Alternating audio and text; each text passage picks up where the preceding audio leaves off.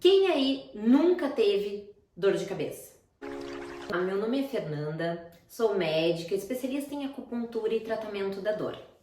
E hoje nós vamos falar um pouquinho sobre cefaleias ou dores de cabeça. Nós vamos falar hoje sobre os dois principais tipos, que são a cefaleia tensional e a enxaqueca. A cefaleia tensional, ela tem uma relação mais direta com dores musculares, principalmente dores cervicais, tem relação com estresse, com preocupação, com uma má qualidade do sono. Ela é frequente tanto em homens quanto em mulheres e pode ter também uma associação ao clima.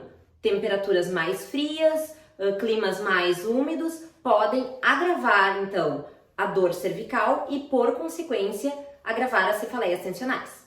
Além disso, nós temos uma patologia em especial que tem uma associação importante com a cefaleia tensional, que é o bruxismo ou apertamento, ou seja, as pessoas que contraem então a musculatura, o masseter, e acabam então gerando o que a gente chama de síndrome cérvico-crânio-mandibular, gerando uma cefaleia tensional associada então a contraturas musculares dessa região. Geralmente ela é bilateral e em faixa, ou seja, ela acomete os dois lados da cabeça em faixa e com sintomas de compressão. A cefaleia tensional, ela tem uma outra característica, que é não piorar com a atividade física ou com os exercícios. Agora nós vamos falar um pouquinho sobre as enxaquecas.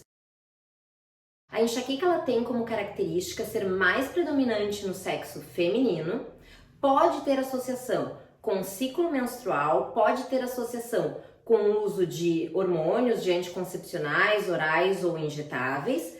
Ela é geralmente unilateral, ou seja, ela acomete somente uma parte do crânio, pode ter características de ser uma dor pulsátil, ou seja, ela lateja, pode ter associação com náuseas, com vômitos, com foto e fonofobia, ou seja, aversão à luz e aversão ao barulho, quando o paciente está em crise.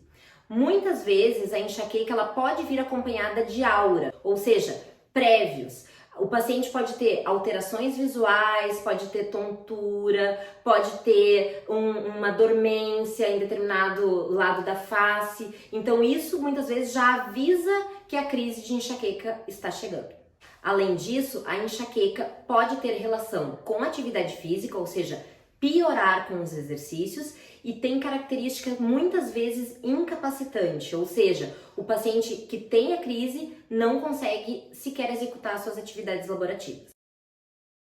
O diagnóstico então da enxaqueca ou da cefaleia tensional, ele é predominantemente clínico, ou seja, através da anamnese, através do exame físico, o médico já pode ter uma boa ideia então de se tratar de uma dessas duas patologias. Os exames de imagem também podem ser necessários para descartar outros diagnósticos diferenciais. No caso da cefaleia tensional, o tratamento é feito principalmente com anti-inflamatórios, relaxantes musculares.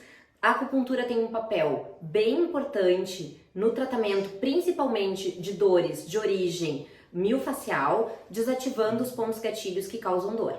No caso da enxaqueca, nós temos então os tratamentos à base de anti-inflamatórios, os tratamentos chamados abortivos da crise de dor, que são bem específicos, e aqui nós usamos principalmente os triptanos quando tem indicação e quando há essa possibilidade, e também há o tratamento preventivo das crises de enxaqueca, conforme o número de crises que o paciente tem por mês, pode ser utilizado então, desde o antidepressivo, principalmente o antidepressivo tricíclico, até mesmo medicamentos utilizados como anti-hipertensivos.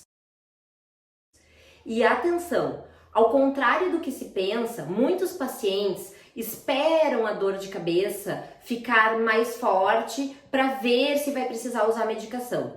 A dor de cabeça iniciou, use o medicamento prescrito pelo seu médico, porque quanto mais passa o tempo, mais resposta inflamatória é gerada, a pior então das náuseas e dos vômitos, e fica mais difícil o tratamento por via oral, algumas vezes sendo necessário inclusive se usar medicamentos via intranasal.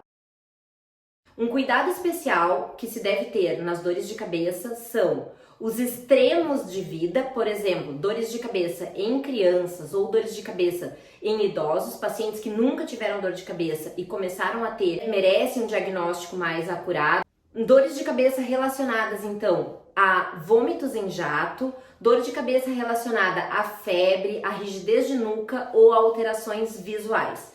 Nesse caso, é muito importante procurar o médico para se fazer um diagnóstico adequado ou muitas vezes até mesmo a emergência hospitalar. Se você se identificou com esses sintomas ou se a sua dor de cabeça tem outras características, comenta aqui embaixo, deixe seu like e não se esqueça de se inscrever no canal.